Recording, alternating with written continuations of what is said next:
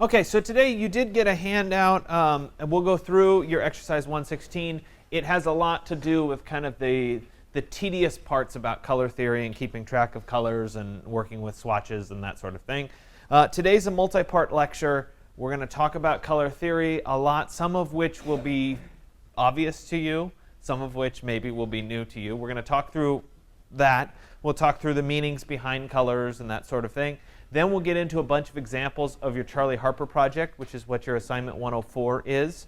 And hopefully you'll see examples, get inspired, etc.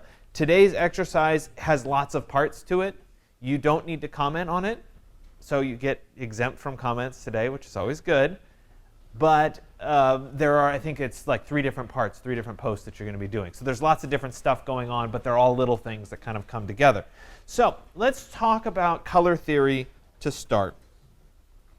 And I will give one caveat to my lecture today, and that is that I will probably exaggerate the importance of color theory just a little bit, but I'm trying to make a point. And so bear with me a little bit, give me that concession that I might exaggerate a little bit, but at the same time I want you to understand why it's so critical for you to think about colors and how you use those colors. So we're going to start with just the color wheel. And you guys have seen this before. Going back to your kindergarten class and that sort of thing, you worked with your basic primary colors and that sort of thing. But the color wheel identifies what are primary colors, what are secondary colors, and what are tertiary colors, or the middle colors. So your primary colors are going to be your red, your yellow, and your blue. The secondary colors are the halfway points between the primary colors. So between red and blue, we have violet. That's our secondary color, or purple.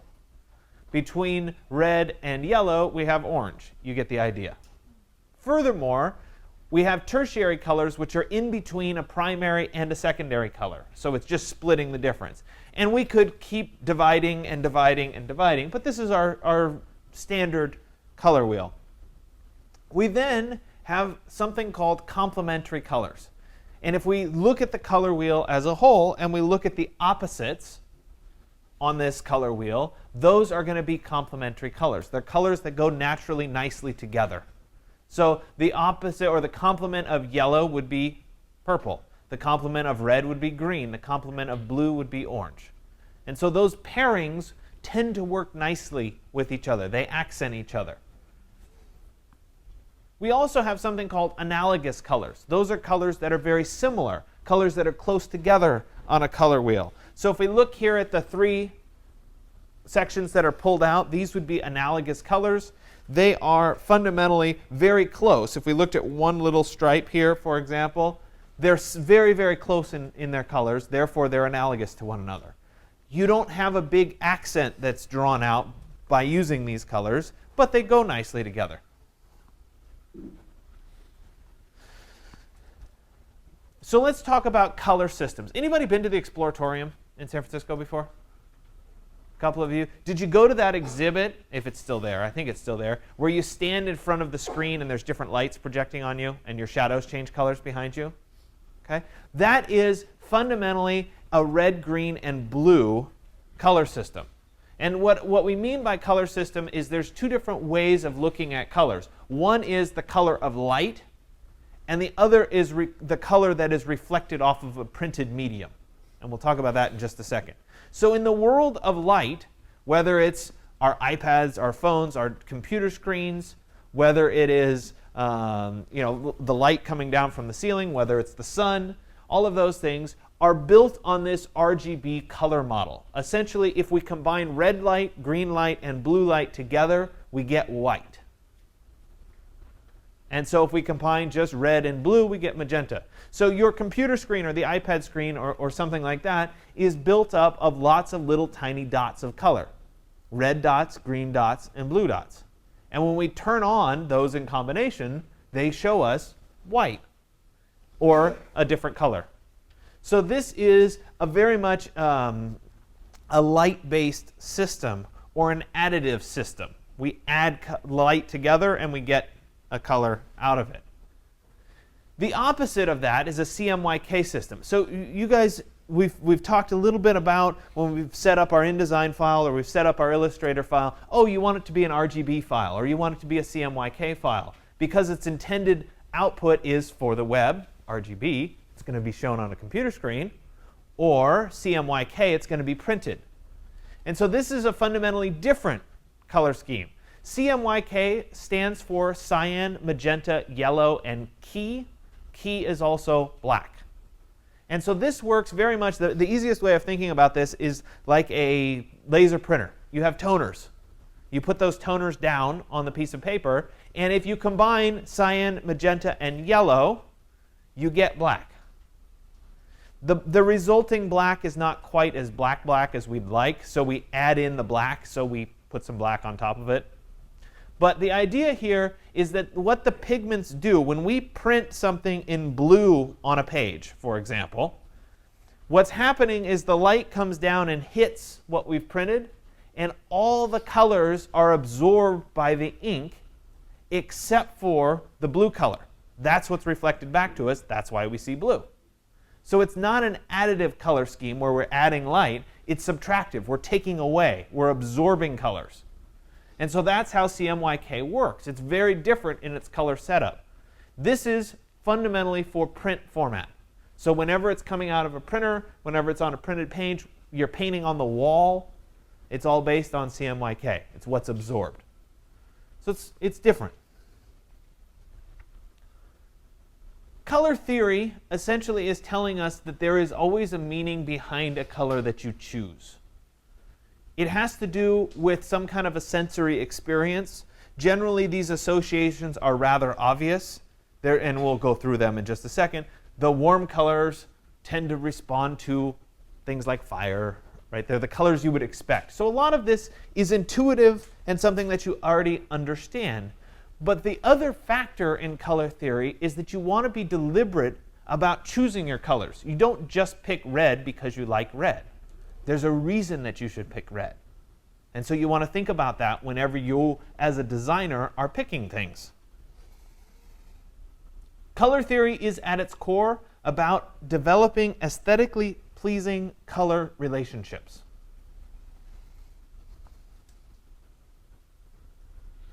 Specific color groups are generally associated with specific emotions. And we'll talk about those when I get into each of them. But we can fundamentally categorize them as warm colors, cool colors, and neutral colors. So let's talk first about warm colors. The warm colors tend to be the reds, the yellows, the oranges. They tend to be based on things like fire. And we associate that warmth with those colors.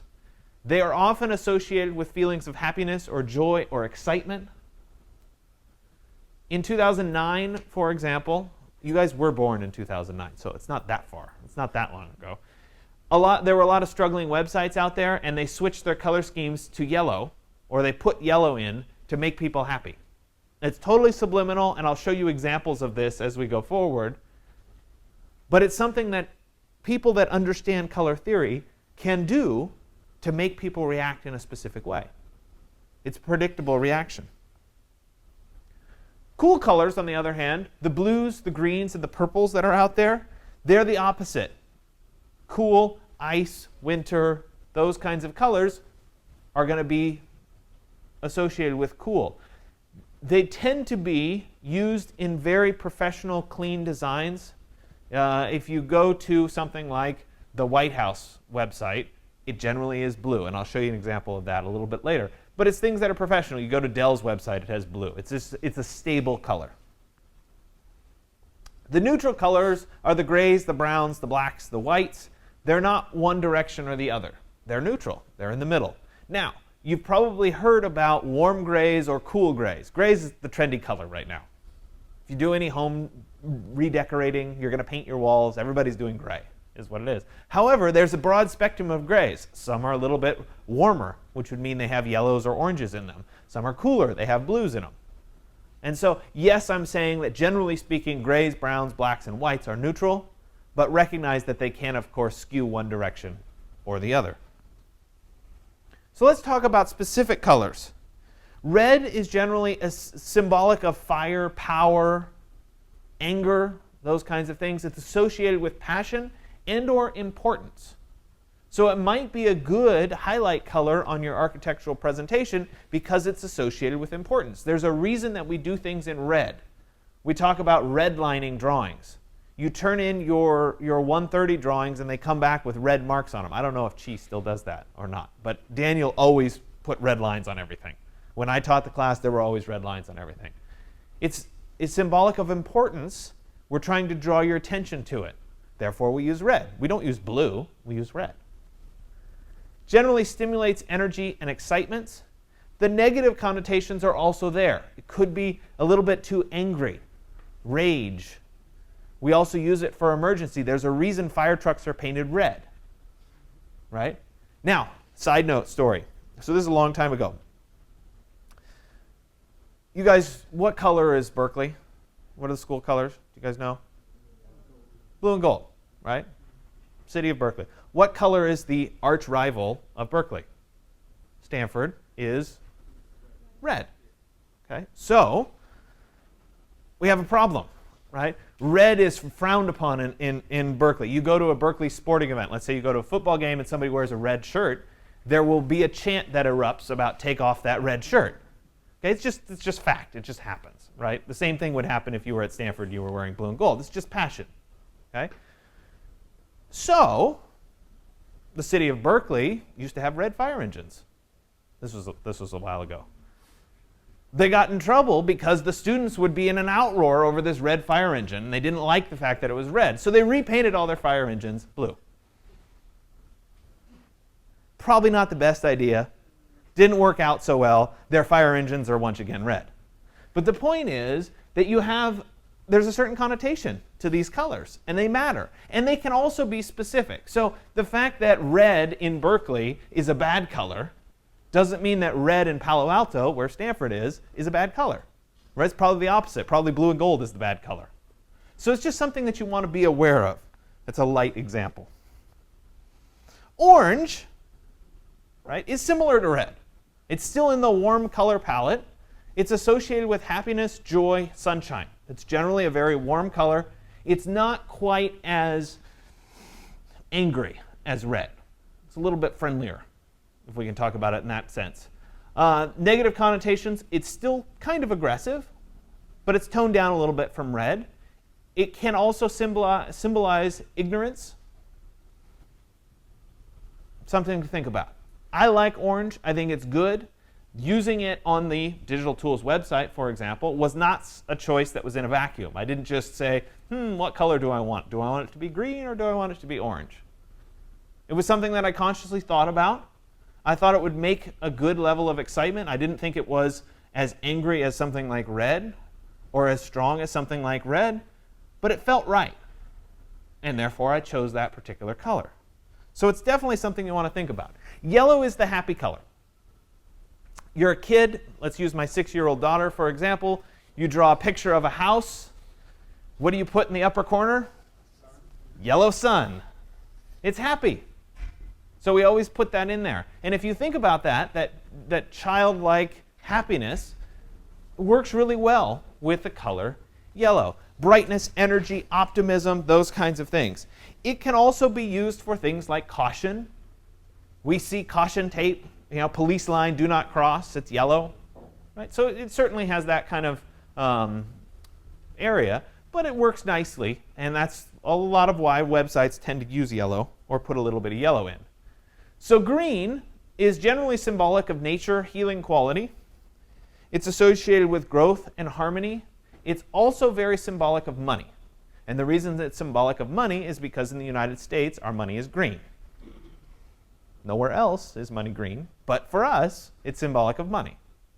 And so if you were to browse online and you were to go to a financial website, a lot of them use green because it's associated with money.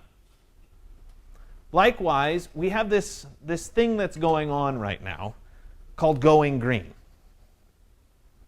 It's a little bit different take on this, but the idea of green as a movement came from this respect of nature, do things better for the environment, that sort of thing, and we suddenly associate the color green with that movement.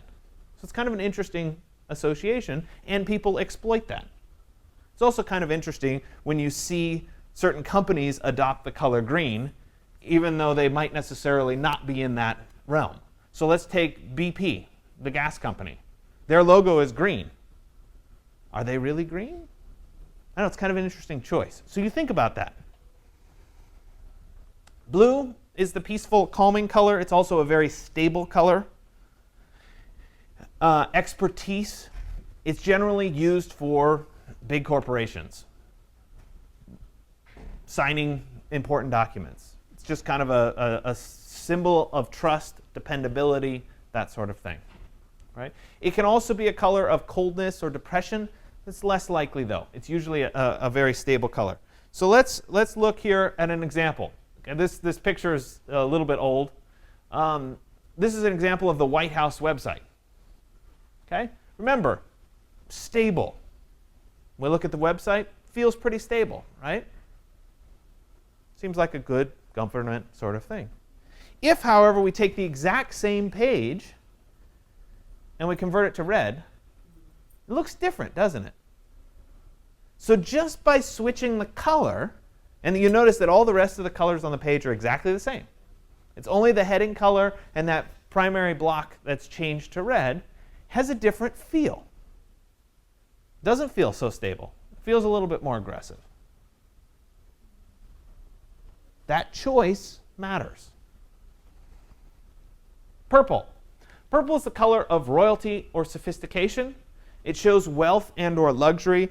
The reason that purple is this color goes way back to when you used to have to come up with the dyes for clothes. Purple dye was the most expensive color. Therefore, you had to be wealthy to have purple because it was the most expensive.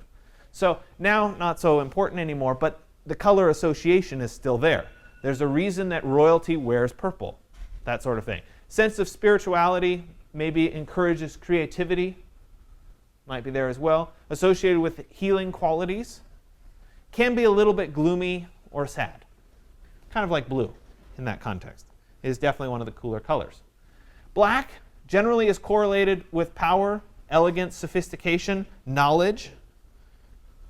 It's associated with death as well, the mystery and the unknown. So that's the negative side. Ever notice when you have an architectural review that all the architects that come in to review wear black?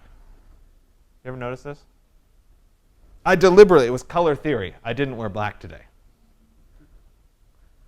But there's a reason that architects tend to wear black instead of wearing colors, in that we believe that by dressing in black, we're more the authority. I know it sounds weird. It's kind of like why we write in all capital letters. Right? We want letter-to-letter recognition. Same thing. We dress in black, therefore it exudes this professionalism. We know what we're talking about. And it's actually quite interesting when you get into a room with architects because they pretty much all wear black. It's just the way it works. So it's just something to think about. White, symbolic of purity, innocence, shows the cleanliness and safety. White can also be rather cold and distant. Think of snow, winter. Similar qualities there. So, check this out. Research reveals that human beings make an unconscious judgment about a person, environment, or item within 90 seconds of the initial viewing, and that between 62% and 90% of that evaluation is based on color alone. Do you think color is important? Yeah, it's darn important. Sometimes it's fun to see the brands that are associated with different colors. We have the outliers, the NBCs, the Googles, the Microsofts, that try to incorporate all colors. eBay being another example there. And then you can look at the individual brands. Let's look at red, for example. The excitement section here. Nintendo. Right? It's interesting to see what people choose. Netflix, Lego, as you swoop your way down. The green ones are also rather interesting. If we look at the green ones, right? John Deere tractors, farming, green, makes sense. Whole Foods, makes sense to be green. But then we get into that BP down here. What are they trying to tell you? Just interesting. So the choice of this really starts to matter. So let's look at some case studies, because sometimes case studies show us even more. Yahoo, 1996. Hopefully you guys were born in 1996. I actually remember this when it was a big deal. Like, you dial-up modem really slow, and you'd like wait for this page to load. Not much on it, except let's think about color. The Yahoo logo is red, symbolic of excitement. This is a new era. We have online search. Wow. Okay, kind of interesting. Let's jump forward. 2000, so we skip 4 years forward. Yahoo, not too much has changed. Notice, however, the big inset box that says Yahoo Shopping. It's green, associated with money. How about the ribbons that are now green? So subliminally, Yahoo's trying to tell you as you browse to this site in the year 2000, online shopping's an okay sort of thing. Right? Amazon didn't exist. People didn't buy stuff online. This was like a new thing. You know, people maybe, like my grandma, used to order from catalogs or watch QVC and order stuff. But this whole online shopping thing was new. So by switching the colors, they're emphasizing that.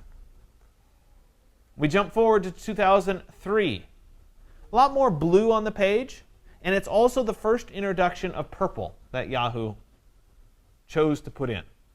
So we get a little purple in the news, that section. It's just a little bit of, hey, we've been around for a while. We're a big player. It's now 2003. Yeah, we're pretty good. Logo's still red. We move forward, 2005. A little bit more purple. Obviously, this is related to Valentine's Day, so we're seeing the red, the passion color, the pink. That's showing up. No surprise. Jump forward a little bit more. 2007. Yahoo's struggling. Wow, I want to be more like Google. Let's strip away all that other stuff. We're going to be a search company like Google because they're doing a really good job. Oh, wait, never mind. Let's go back to being Yahoo again. Notice here in 2009, however, that the color scheme completely changed. No more red Yahoo anymore. We're emphasizing purple. Purple is the color we want. We are a sophisticated company. High-end people, wealthy people, they use Yahoo. I don't know if they do, but that was the message they were trying to send. We're a long, stable company. Use us.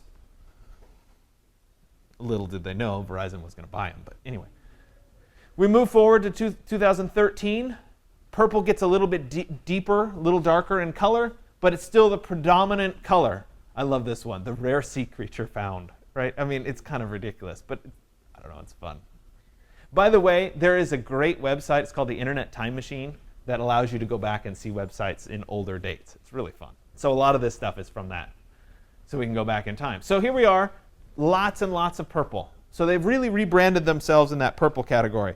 The purple gets even darker as we go forward. This is 2016. Lots more deep color. 1 year forward, 2017. This was this morning. It's amazing that the big headline news was about the happiest country in the world, because that's important in life. Anyway, top bar is still almost black in its color. It's gotten darker and darker and darker, but the Yahoo logo is that purple. So they've really identified themselves with that purple color. So they rebranded from red through this evolution into the purple. You know I couldn't resist. So we're going to show Apple. Apple 1997. God, this is a horrible website. Little different design sense. Notice, however, the emphasis of red. Same as Yahoo. The internet's exciting. We better put some red on there. This is exciting. Look at Apple. We're great. Introducing CyberDrive. Whatever that is. It clearly didn't work. Mac OS 8. I told you that Apple almost died. came very close to dying. Steve Jobs stepped back in, and in 1998, they went from that website to this website. Much different. Much different. Change in colors. Apple logo's black. Right? Or it says Apple up there. The font's changed, that sort of thing. Just check out the computers. I'm sorry, it's really funny. Like, look at the laptop. Yeah. Sorry, I should say, whoa. All right, let's jump forward. Year 2000. So this was Steve Jobs' big turnaround. He took the ugly computer and he made the computer pretty. And we're all used to pretty computers now. Design of and form factor of the computers matters. I mean, even the, quote, ugly boxes that are the Dells under these desks, they're still pretty well designed. They have metal accents. I mean, they look nice. The grills look nice. That wouldn't have happened without Steve Jobs doing this to Apple. Now, looking back on it, these may be a little ugly. But at the time, they were really innovative. And they were available in a variety of colors. I think it was like orange and turquoise and whatever, one of which was purple. But if we look at their homepage in the year 2000, they chose to put purple as the computer that they were emphasizing. They wanted this to stand out as this is a luxury item. It's not the low-end computer that Apple was selling before.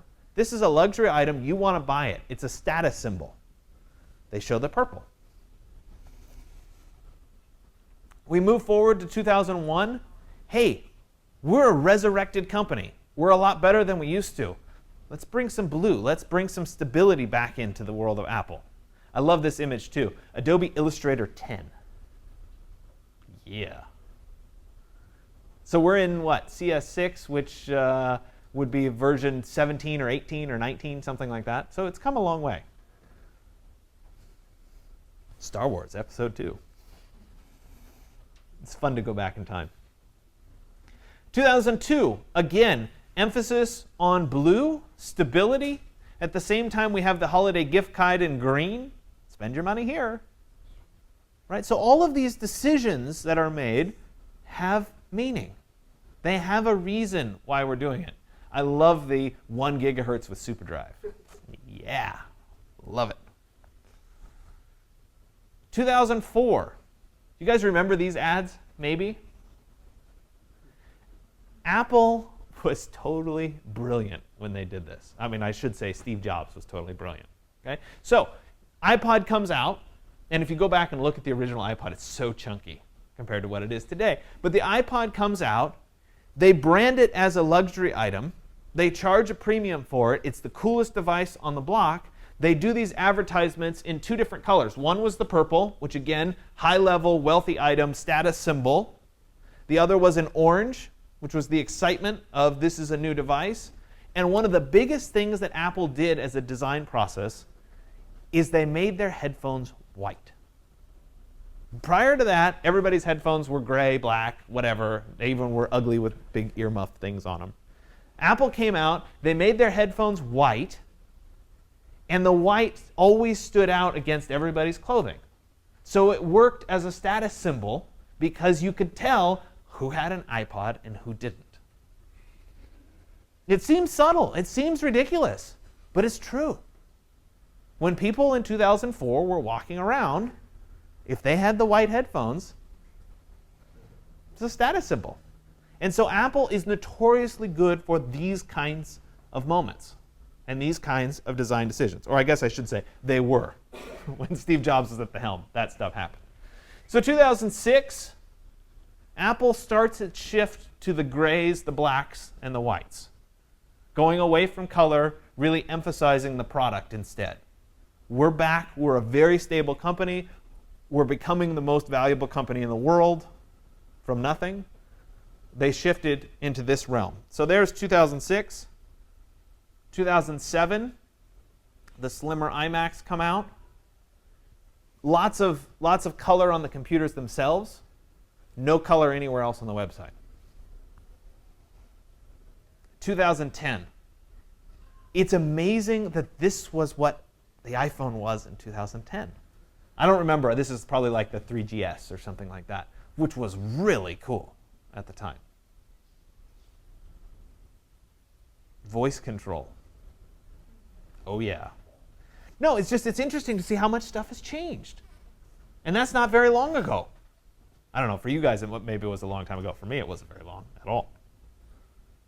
2011, MacBook Air comes out. Notice though at the top the bar has a shine to it. It's got a little bit of gloss, a little bit of shadow. Okay, that's something that they were kind of promoting at this time. It was very common in the early iPhone days for this shine or this 3D effect to happen. Move forward into the iPhone 5 2013. Notice the shine still exists. It's a little bit darker gray than it was before. Subtle changes. Lots of excitement in the colors there. Then, big date, September 18th, 2013. And this seems like a long history. Johnny Ives, the lead product design person at Apple, says we're going to change our whole operating system graphics to no longer have shadows and shine. We're going to go flat. We're going to go basic colors. That came out with iOS 7. We're on iOS 10 now. That came out with iOS 7, and it completely changed all of the graphics for every website from there forward. They were the only company that would do something like this and cause such a major movement into the world of graphics and UI design. So everything became flat. Everything became basic colors. No more 3D, no more shadows, no more gloss. All because of this decision. So then we move forward to 2014. The shine is still kind of there. It's on its way out. Lots more basic. This is really nicely done, though. The thin little division lines, the little bit of padding. It looks good. 2015, shine gone. I told you it was going that direction. It's gone. And if you look at it now, it's definitely gone. Plain gray bar, we have just this. Gray bar turns a little bit more black. So we've been going from lighter gray. You see it's progressively darker, darker, darker, darker. Each year we go through. So this was last year, 2016, dark bar. This is it as of this morning. Interesting. So they've gone from every page prior to this was the white background.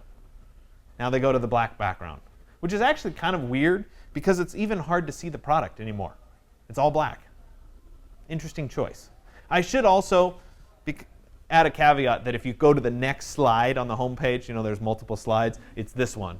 So it's a white background again. But the one that comes up when you type apple.com is this. It's also interesting to note that typography changed.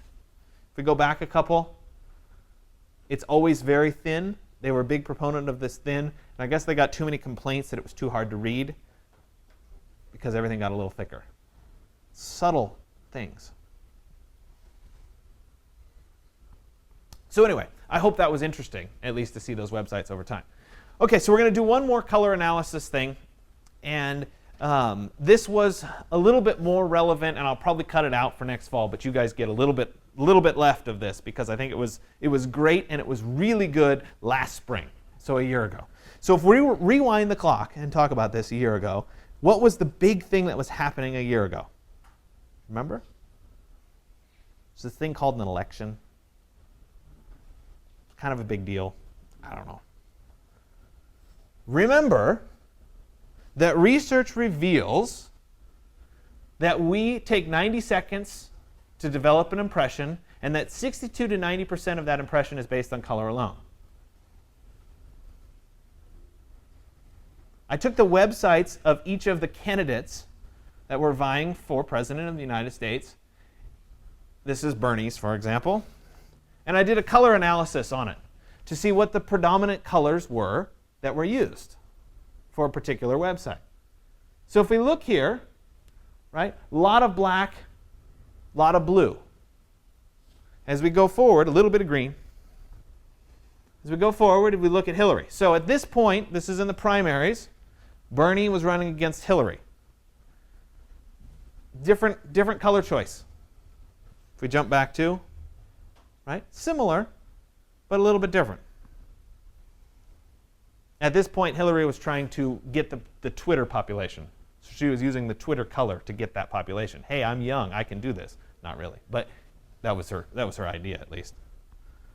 So if we look at her website, almost 40% was that blue color. Really pushing that, right? Very low on, say, red at 1.12%. If we jump forward into the fall run, notice that that light blue is almost completely gone. So she went from having a lot of that light blue. Now, blue is only at 13% of her website. Still a lot of stable, a lot of neutral. No red whatsoever. Interesting. Let's flip over to the other side. Okay, so we had a few different candidates in that era. Kasich was one of them. We look at his website, predominantly blue, pretty low on the red, 5%. Ted Cruz, another candidate at that point. Lots of black, lots of white, 2% red. You guys know where I'm going, don't you? Maybe I set him up. Okay? Still lots of black, 8% red. No blue, or I guess 9% blue. Blue and red equal. It's kind of interesting. So do I really think that the web designers were sitting around saying, oh, we want to be more active, more angry, we're going to put more red on Trump's website? No, not really. It doesn't work that way. But it's interesting to look at the correlation of color with the different candidates' platforms and how they kind of tell the tale a little bit. Jump forward. This was when he was running against Hillary at the end. Still 7% red. Much higher. Remember, Hillary had 0 red on her website. Just interesting to see how that reflects a particular candidate and this kind of analysis. So I like to show these, and like I said, you guys are probably the last class because it's no longer really relevant. Things have happened. We're moving on. But it's still relevant in terms of color theory because it shows you how much subliminal color theory goes on in our lives. Just by looking at a website, just by browsing to a website, we're exposed to certain colors, and we have to understand what those colors mean. So you as a designer are now in the driver's seat. You have control over people's perception. So let's say you're looking at a final architectural presentation, you're giving that presentation, you have choice over color. You may choose to pick a specific color over another because it can give that initial 60 to 90 second impression more favorable. So if you are a designer, why wouldn't you take that into account? So maybe I exaggerated. Maybe this stuff doesn't really matter and the designers weren't sitting around saying, well, we better put some more red in Trump's webpage. Probably not. But at the same time, you as the designer have that ability. You can put that in subliminally. And that can make a big difference in your design process as a whole. So there's lots of websites. We're going to visit Paladin today and Colored today. But there's lots of other websites that are out there that you can visit that'll help you figure out color theory and look at it more. We could spend a whole semester talking about color theory. This is a very broad overview. There are books that are written just about color theory and why you pick certain colors over other colors. So I like to at least point this stuff out for future reference. So let's shift gears and let's talk about your assignment 104. You're going to be doing a Charlie Harper-like image. And today, as part of your exercise, I'm going to ask you to look up Charlie Harper and to find an image that you like, that he's done. So Charlie Harper was an illustrator in the 1950s who did a lot of very geometric shapes of animals. And he distilled animals into these geometric shapes, and he did this certain style of painting. Now, did he have Adobe Illustrator to do his drawings? No. The good news is you do. So we're going to do something very much in the style of Charlie Harper that showcases your abilities in Illustrator, because it's, again, basic shapes, but at the same time is very graphic in its nature. So colors matter. We just spent the whole lecture talking about color theory. What colors you choose matter. But also what shapes and how you choose to draw these animals also matters. So one of the things that's important about a Charlie Harper image is that they generally revolve around a pattern of shapes. So in this case, we have a pattern of circles, and 2 of those circles turn into the birds. The birds are made up of, fundamentally, let me switch colors here, because if I draw in that color, you guys won't be able to see it. Let's do green. Bird is a circle. On top of the bird, representing the tail of the bird, is a square with a triangle. We have 2 larger crescent arcs representing the wings. And that essentially, and the beak, you get the idea. It's all basic shapes. It's not a 3-dimensional bird. And that's one of the important things to realize about Charlie Harper. The other thing is he used the same principles that we've been talking about before. There's our rule of thirds. There's our rule of thirds. Guess what? That's where the bird is. So the same things that we've talked about compositionally show up in his work. Sometimes there's a little theme, like we have the vultures eating the snake. But again, these are very basic, simple shapes. They're flattened out. There's no 3D to it. Sorry, I'm standing in your way. Oftentimes he shows movement via outlines. So we have the solid body of a bird, and when the hummingbird's wings flutter, there's just a repetition of the outline of the shapes. That's how he shows it. Another example here of the pattern of circles as the backdrop. The bird represents one of those patterns. This would fall under the strong diagonal composition. We could argue it's a little bit on the 2/3, 1/3, but I think it's probably a strong diagonal coupled with that. So the composition does matter. The interacting bugs, again, all simple shapes. The 2 bugs are interacting. He did a lot of life cycle sort of things. Even this squirrel, which appears a little bit more 3D because it's not as simple as a circle or a square, it's still very fundamental basic shape. There's no 3D to it. It's flattened out.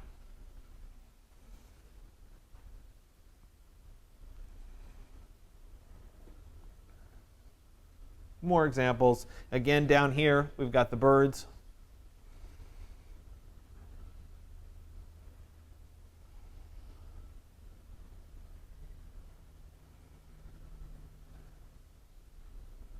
I think this one is particularly well done because it shows the layering of elements.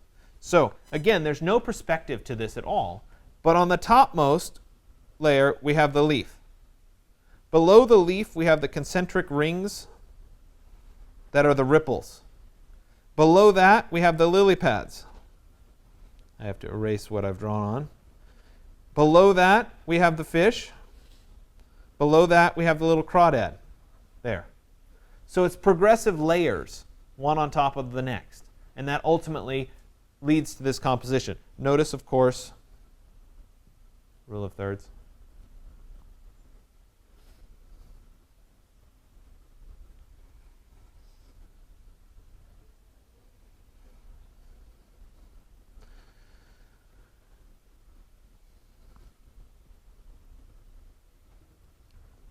So obviously I'm flipping through these. You guys will do an image search, so you'll see a lot of them. So what am I asking you for in assignment 104? Essentially what I want you to do is I want you to find a Charlie Harper that you like. Assuming you like it, that's a good starting point. And I want you to adapt it and make it your own. I've found that just saying, do an image in the style of Charlie Harper with no actual precedent study ends up resulting in people that don't quite get what Charlie Harper does. The flattening, the shapes. So by starting or basing your work on an original Charlie Harper and then adapting it or tweaking it to be you, we're more likely to get the end result.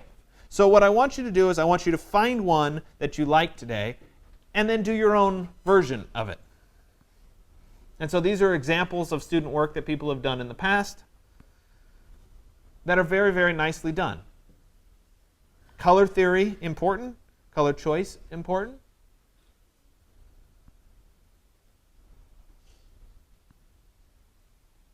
I like this one a lot.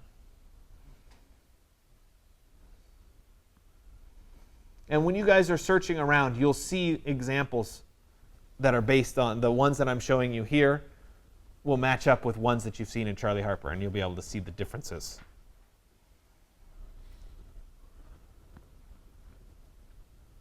the raccoons, for example. I showed you a couple slides earlier, the raccoons. Now they're creeping after the barbecue. But again, it's simple shapes. It's simple adjustments. It's simple changes. The flamingo here with the figure 8 neck. They're subtle. This one was particularly nice. They're bordering a little bit 3D. The elephants are. I think it would be better if they were more consistently shaped, but at the same time, the way that they interact and the pattern works really, really nicely. This was done in like 2008, so it's definitely old, but it was nicely done. Okay, so we're going to switch, and I'm going to show you a little bit about picking out color swatches, etc. While I switch over, I want you to work on part 1, which is finding a sample Charlie Harper image. So start doing your Google search for that. You're going to post it as, this is my sample image, this is what I'm going to base my work on today. Okay, so give me a second to switch over, and we'll start back up again in about 10 minutes. So at 9:10, we'll start back up.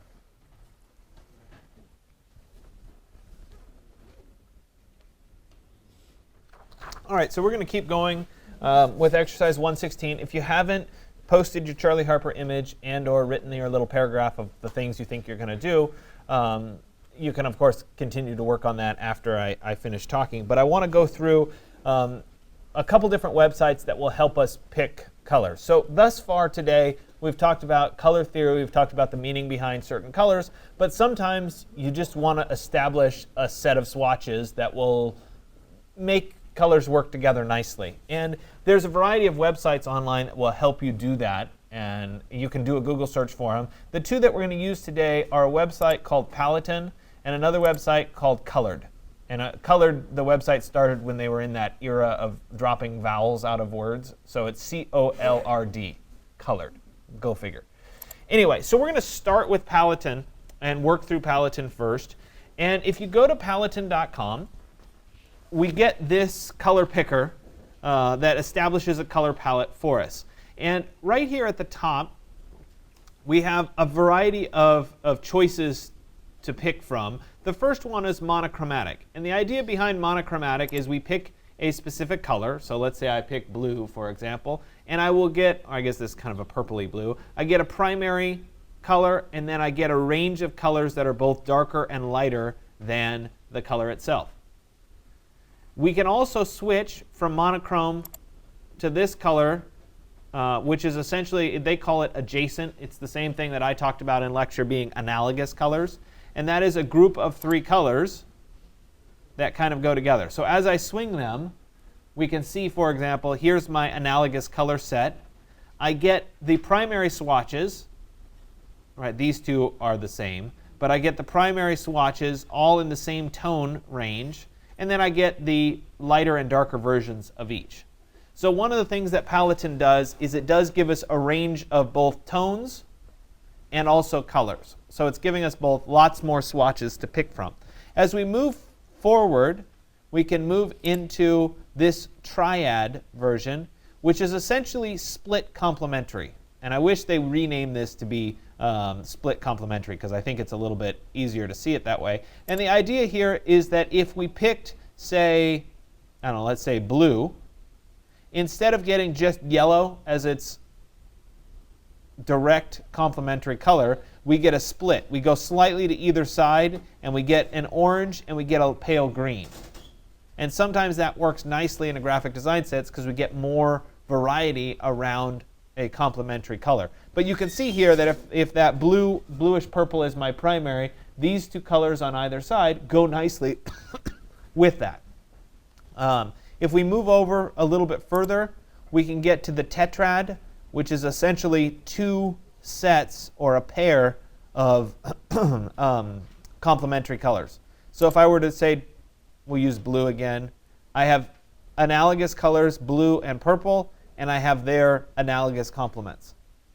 To me, the most useful one is the triad. You can also shift how far apart those 2 colors are. The default is generally pretty nice right there. And so I'm going to use this one, the triad, and I'm going to pick a color that I like. So let's say it's that turquoisey blue color there. And I get the split complements of those 2. once I have those established, this is the color palette that I'm setting up. I'm going to go down to this little tables and export link at the bottom here. And that gives me a little pop-up that shows me my tables. Now notice if I look at the primary color, I have a couple different things. The first value here is a string of numbers. It's 6 numbers. That set of numbers is representative of this color in hexadecimal value. Below that, I have an RGB value. It says 3598103. That's the RGB value of this color. And I also have a percentage RGB value. So let me show you how that works in something like Illustrator, for example.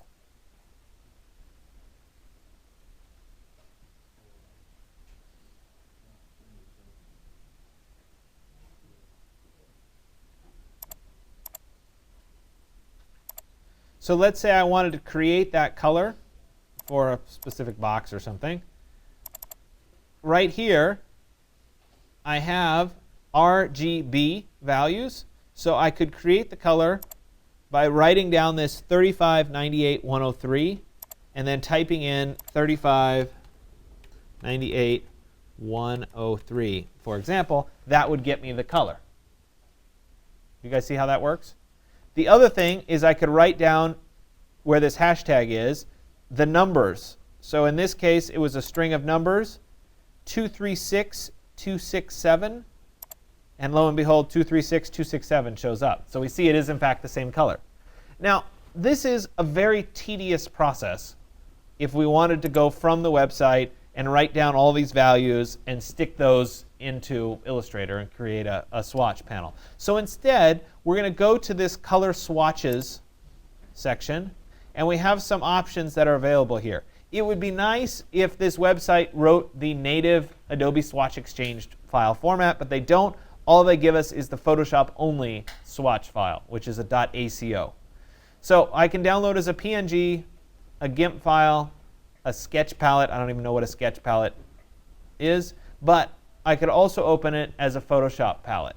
So I'm going to go ahead and click on the ACO Photoshop file, and it's going to download something called My Palette, and it renamed it to mypalette1.aco. So as it says here, it's Photoshop, so I need to go ahead and open it in Photoshop. So let me open up Photoshop. And this, by the way, is written out under Photoshop 1.23, so you can walk through it step by step if you want to. And in Photoshop, I actually don't need a document. I'm just going to go to the File menu. Sorry, it's been a while since I did this.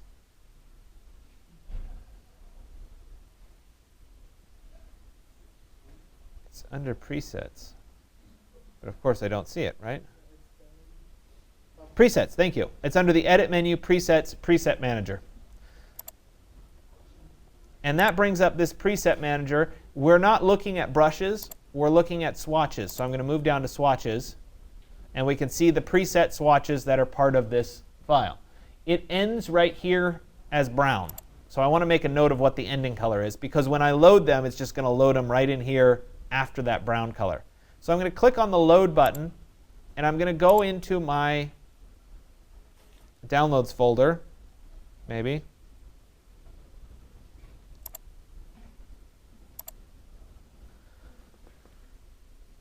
Downloads, there we go. And it was the mypalette1.aco, and I'm going to go ahead and load. And you see that it drops it in right after that brown. This is all of the colors that I just had on my Paletton set, right here. So they've all loaded. And what I would like is, instead of a Photoshop only format, I would like the Adobe Swatch Exchange file format, which lets me open it in Photoshop, InDesign, and Illustrator. So it's much more universal. And this is one of those things that I struggle with Adobe in general, is that they have different swatch file formats. Right? Come on, Adobe, let's get your act together. Let's be consistent. Let's have one file format and let it work for everybody. But of course, it doesn't work that way. So what I'm going to do is I'm going to click on the first one, which is right here. I'll hold down Shift, and I'll click on the last one, which is right there. And you can see that they're all selected in blue now. Those are the swatches that I just brought in. Furthermore, it would be logical to just go to Save Set. But that's, again, we'll save a Photoshop only format. So instead, we're going to click on this little gear. And when we do that, we can say save swatches for exchange. That's ultimately what we want. Why it's so hidden, I don't understand. But we're going to save swatches for exchange. And we'll go ahead and put this on my flash drive.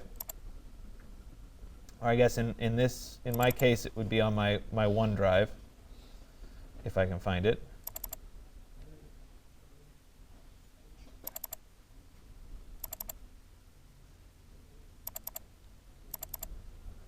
Stay here. All right, and we'll call this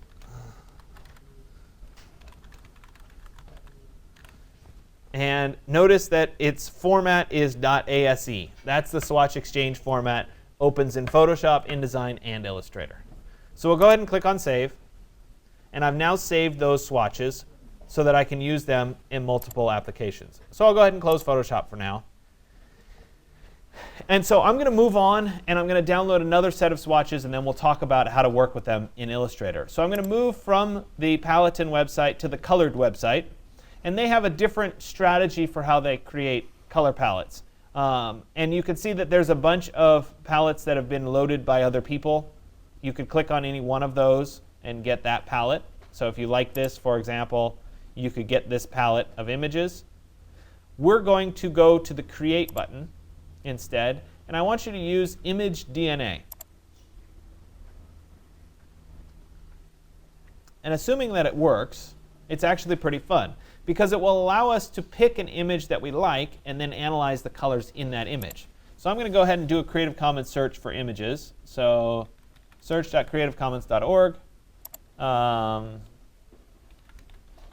Let's look for a sunset image. No. Flickr image, sunset.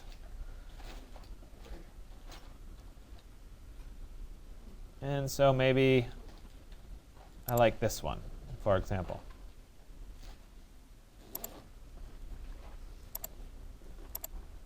Come on.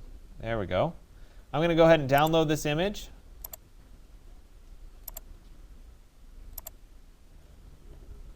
And we'll move it to today's folder.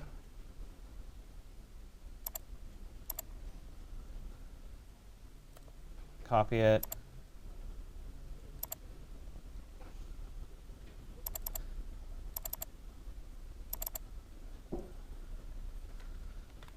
All right, there it is.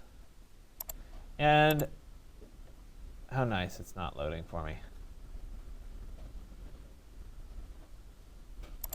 So this is the problem when you use websites, is they don't always work. Let me try opening it in do we have another browser on here?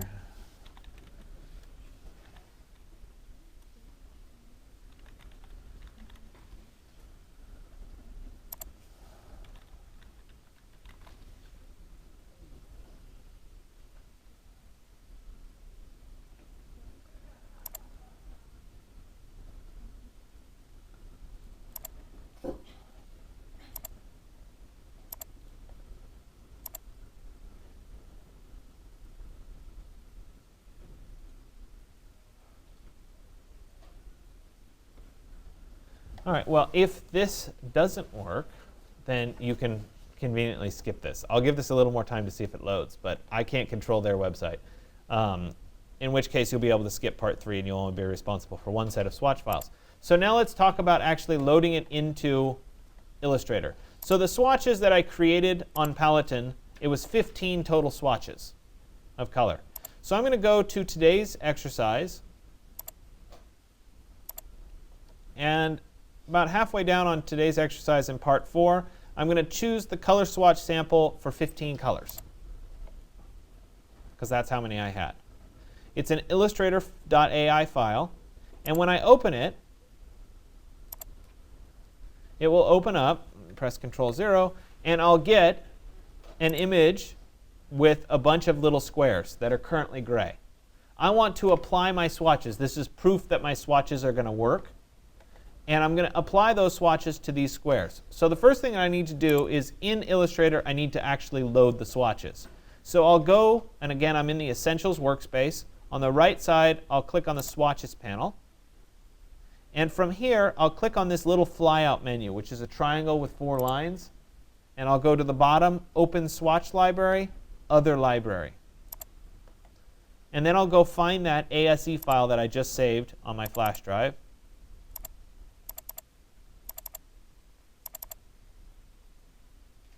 There it is. And I'll go ahead and say open. And you see that when it opens, I get all of my swatches. So because it's an Exchange file, it lets me do it. So from here, it's just a matter of clicking the first square. And I'm going to use the white arrow or the direct select so that I pick only one at a time. And then I'll click on the color, and the color will be applied. I'll click on the next square, click on the next color. Next square, next color, next square, next color, last square, last color. Then I'll move to the next row and work my way through again.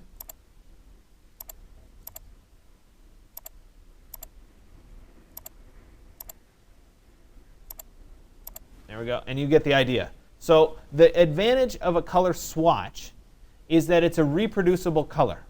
When you load the swatches, you can always use the same color. So if, for example, you were doing a logo design or you're doing work for a company and they had a specific color that they used, and you always wanted to make sure you loaded that color, you might have a color palette for that particular company. If you were, let's say you were working for DVC. DVC has a specific green color that they use. You would want to be able to load that green color and then use that color. So I would continue through and assign my last set here.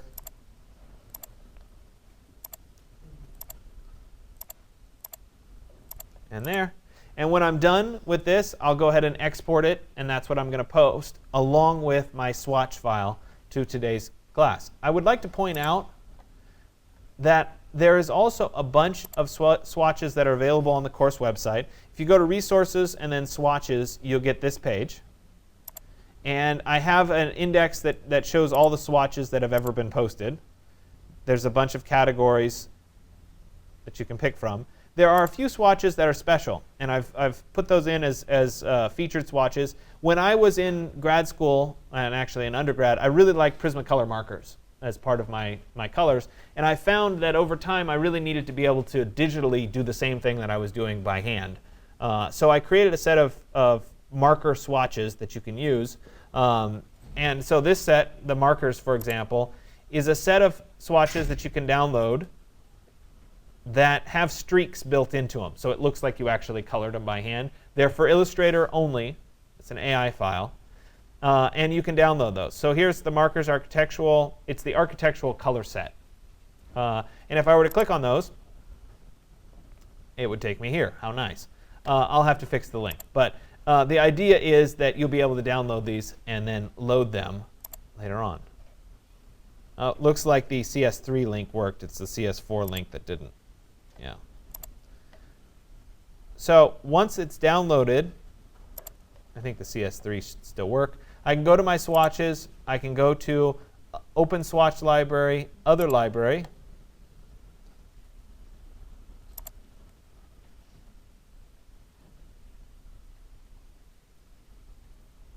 There's the Prismacolor markers.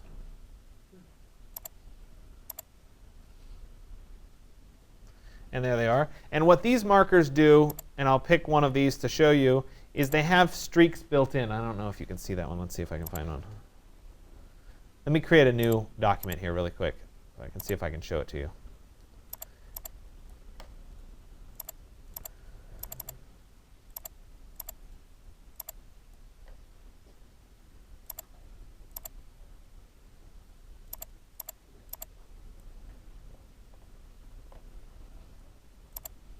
There we go.